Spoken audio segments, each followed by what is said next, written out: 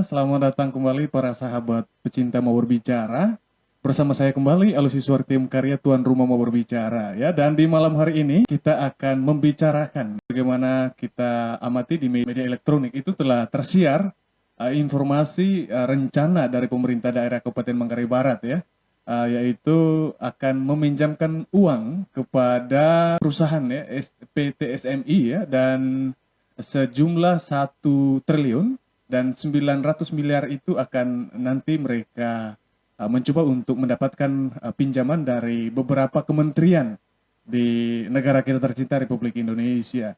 Dan di Mabar Bicara Studio pada malam hari ini ya telah hadir narasumber kita, Kakak Siljoni ya. Beliau ini adalah salah satu pengamat ya, pengamat sosial dan politik yang selama ini sangat konsen sekali melihat dinamika pembangunan ya yang dilahirkan oleh pemerintah.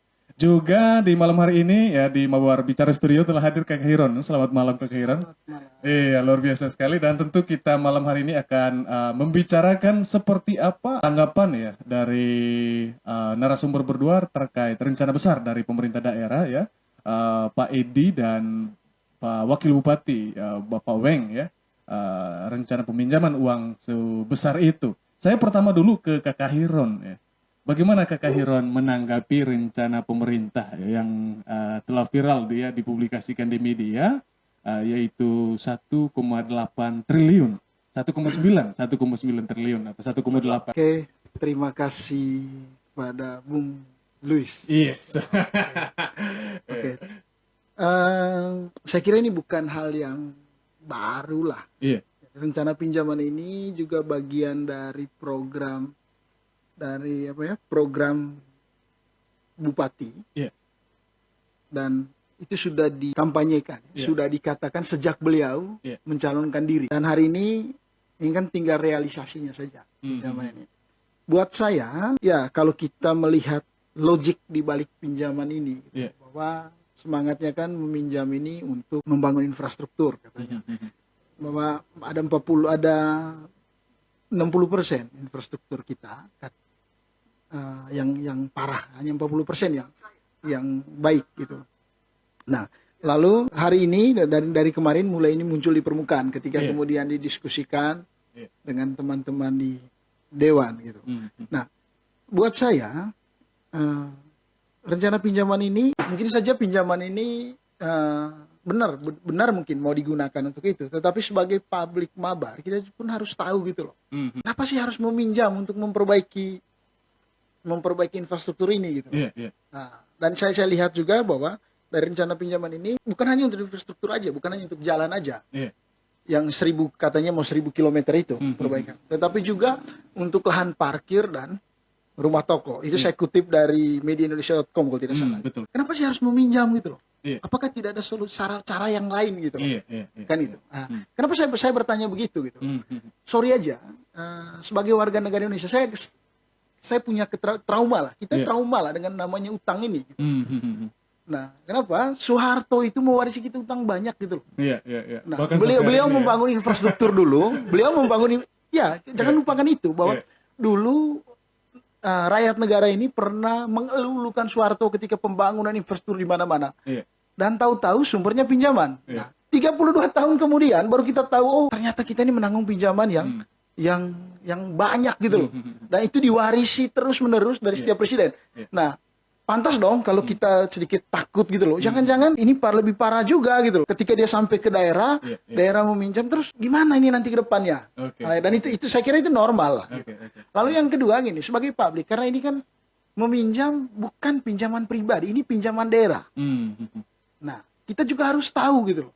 Bahwa pinjaman ini ke siapa? Katanya ke PT SMI dan daerah. Apa jaminannya? Nah, lalu kemudian berapa lama pinjaman ini akan dikembalikan? Berapa bunganya? Dan kalau kita tidak bisa membayar, apa konsekuensinya? Nah, ini harus dibuka ke publik gitu loh. Nah, dan terus pembangunan infrastruktur misalkan jalan. Oke, untuk menuntaskan pembangunan infrastruktur. Jalan itu di mana? Kita harus tahu juga, publik harus tahu. Lalu kenapa jalan itu di situ? Gitu. Apa urgensinya? Apa urgensinya gitu loh? Kalau memang misalkan ini berkaitan dengan peningkatan ekonomi sudah diteliti tidak? Kalau jalan ini dibangun, berapa peningkatan pendapatan masyarakatnya misalkan? Berapa pajak ini? Ini yang harusnya menurut saya dibuka ke publik. Bukan soal setuju dan tidak setuju gitu. Itu urusan berikut lah, soal setuju dan tidak setuju. Poinnya adalah bahwa soal pinjaman ini semuanya dibuka ke publik. Harus adanya transparansi. Iya. Termasuk misalkan kalau pinjam dengan PT SMI itu apa kesepakatannya? Konsisinya bagaimana gitu. Gitu. Jangan sampai kita pinjam-pinjam kaget-kaget ada aset kita yang hilang gitu. Atau ada misalkan sumber daya lain misalkan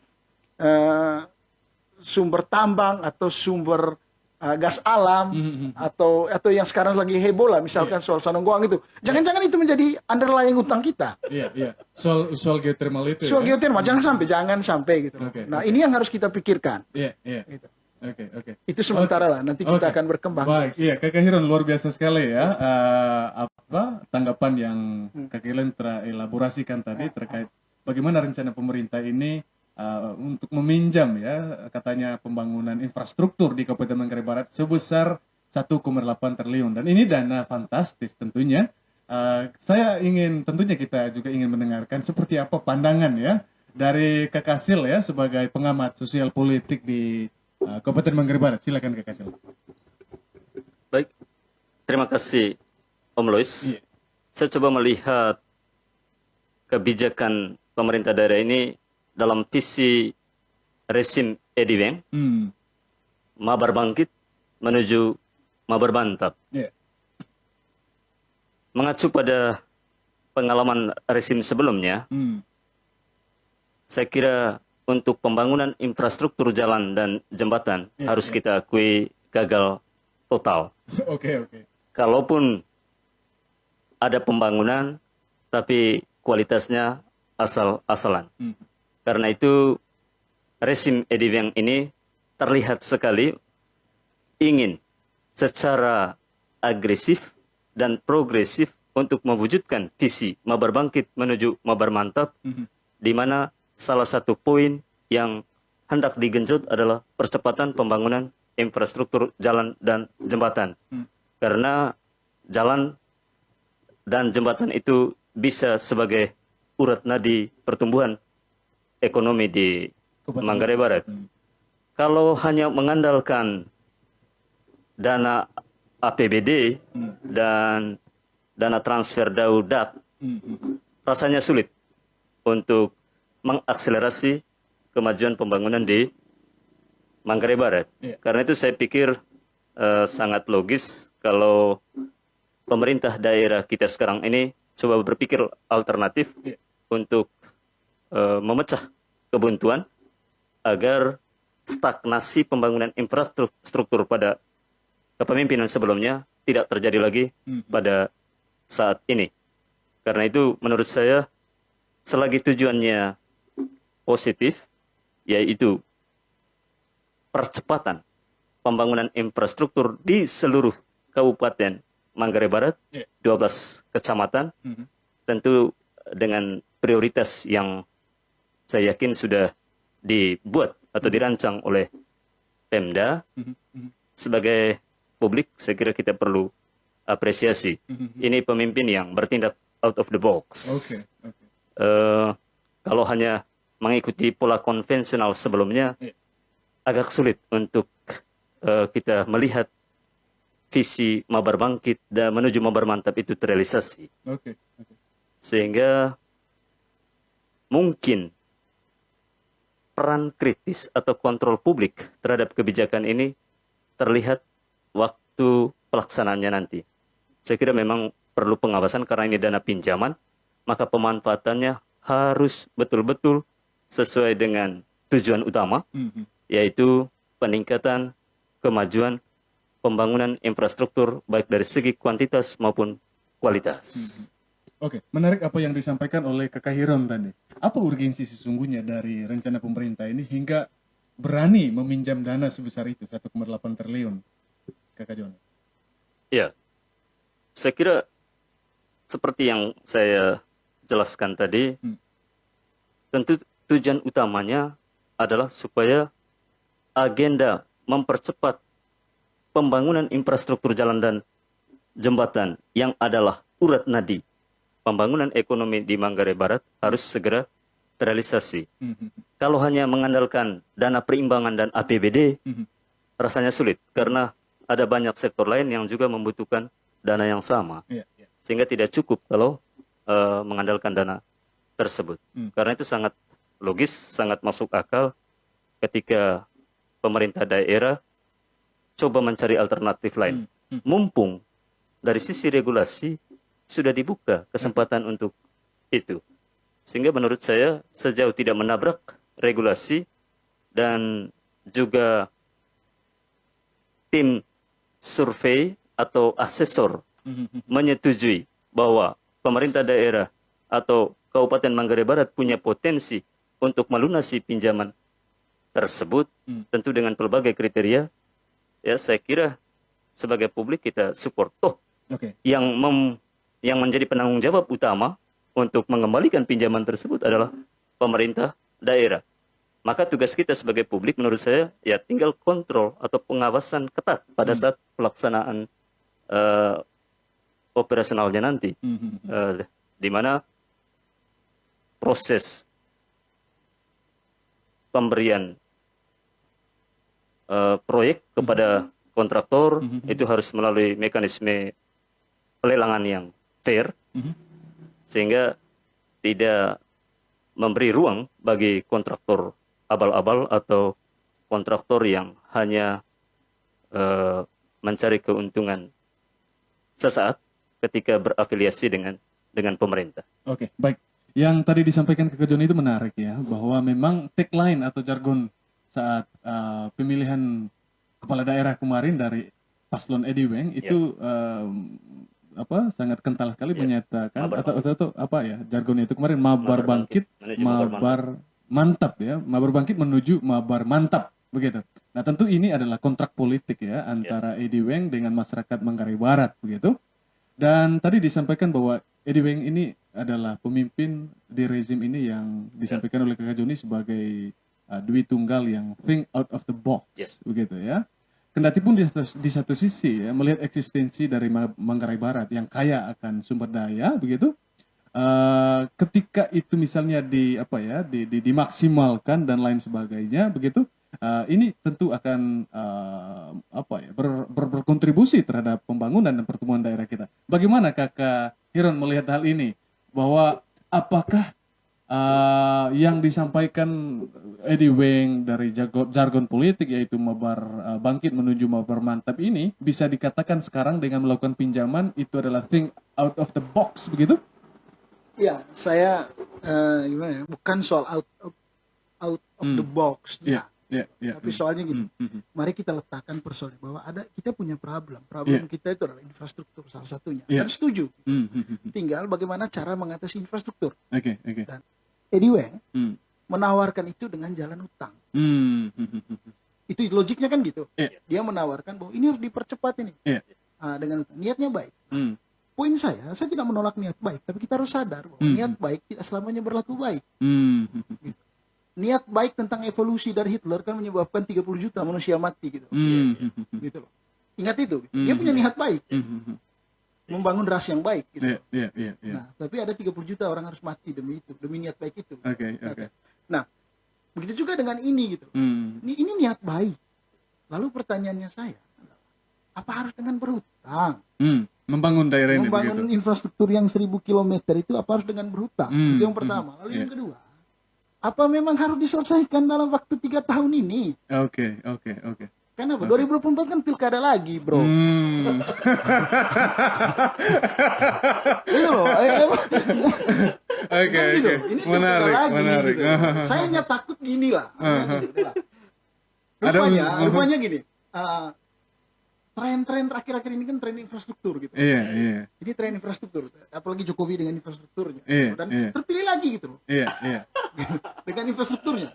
Gitu loh. Saya yakin kok kalau ini jadi juga terpilih lagi. Bukan soalnya kita tidak setuju. Beliau artinya gini. Artinya tidak ada hal yang pribadi misalkan tidak sepakat. Buat saya beliau ini ini harus kita apresiasi juga. Ada banyak hal yang dia lakukan. Kira-kira yang tidak pernah dilakukan oleh pemimpin-pemimpin sebelumnya. Jadi artinya untuk sementara saya katakan bahwa luar biasa beliau ini kemajuannya. Tapi soal pinjaman ini gitu loh. Masa sih misalkan kita ada 1.000 kilometer gitu yang harus diselesaikan. Emang harus diselesaikan dalam waktu ini? Gitu loh. Selama 3 tahun ke 3 depan tahun ya. ke depan ini loh. Di mana 2023 itu Besok 2023 selesai gitu. Pilkada lagi gitu loh. Lalu kemudian kalau misalkan apakah selesai ini di 2024 ini utang ini? Baik kalau beliau lagi jadi bupati setelah itu. Kalau tidak begitu, Kalau diwariskan itu utang. Diwariskan ke siapa utang ini? Menarik. Iya, artinya kan gini. Saya takut nanti kaget Om Sil Joni jadi bupati kan. Jadi saya tidak tahu Om Sil Joni mau menarik tidak pernyataannya hari ini nanti. Kan gitu toh? Artinya saya hanya berpikir secara sederhana itu gitu loh. Tapi poin saya begini. Saya dari tadi mengatakan saya tidak menolak. Silakan beliau meminjam, tapi saya minta bahwa ini dibuka ke publik dong. Publik harus tahu uang ini kenapa harus meminjam ke PT SMI, lalu apa konsesinya. Gitu loh. Jaminan-jaminan. Jangan sampai kan barter gitu ya. Iya. Jangan sampai gini, kita tidak tahu apa-apa, kaget-kaget ada yang hilang dari kita. Kan itu. Mungkin beda lah, misalnya gini. Saya juga kurang mengerti lah gimana soal skema pinjaman mereka ini gitu loh. Soal ketika pemerintah yang meminjam ke perusahaan, gimana gitu. Tapi kalau kita meminjam, pasti ada jaminan. Dan ketika kita gagal bayar, konsekuensi terakhirnya adalah aset kita kemudian disita, diambil gitu loh. Nah, lalu ini apa yang mau dijaminkan nih? Kan itu. Ini harus kita tahu gitu. Lalu misalkan mau bangun infrastruktur nih 1.000 kilometer atau parkiran gitu loh. Lalu bisa tidak kemudian nanti ada tidak analisanya, ada tidak kajiannya, misalkan jalan ini akan meningkatkan perekonomian kita ke depan bagaimana? Minimal untuk menutup utang itu juga gitu. Atau parkiran itu misalkan atau ruko itu nanti dibangun lalu untuk penggunaannya untuk apa, siapa yang di sana gitu loh. Ini kan kita harus tahu ini. Gitu loh. Artinya kita kan nggak mau kaget-kaget diajak kemana gitu loh. Kan gitu, diajak kemana langsung kita ya udah kita apresiasi, tapi dasar apresiasi juga kita nggak ngerti gitu. Oke, menarik apa yang disampaikan oleh Kakak Hiron ya, bahwa ada kekhawatiran sesungguhnya bukan soal tidak sepakat disampaikan, tetapi transparansi Kakak John, transparansi kepada publik Manggarai Barat, peruntukan dana ini untuk apa? Dan tentu yang dikhawatirkan itu apakah sudah ada penelitian, ya, ada kajian riset dan lain sebagainya dari pemerintah Manggarai Barat hingga dana ini nanti diperuntukkan pembangunan ruko dan lain sebagainya, jalan dan lain sebagainya untuk kemakmuran masyarakat Manggarai Barat, begitu. Lalu hal yang disampaikan juga tadi bahwa dalam jangka waktu 3 tahun, ya, dapatkah itu akan diselesaikan, begitu? Ataukah ini nanti akan berimplikasi terhadap estafet utang di Kabupaten Manggarai Barat ini yang berakhir pada barter begitu ya, apa yang kita miliki dengan pemilik uang yang sekarang dipinjam oleh Pemda. Bagaimana Kakak John melihat hal itu? Luar biasa catatan kritis dari Pak Hiron ya. Pak Hiron ini. Pertama Om Luis, saya tetap mengapresiasi komitmen pemerintah daerah ini untuk mempercepat pembangunan infrastruktur melalui jalan pinjaman uang itu. Ini tipe pemimpin yang tidak takut risiko.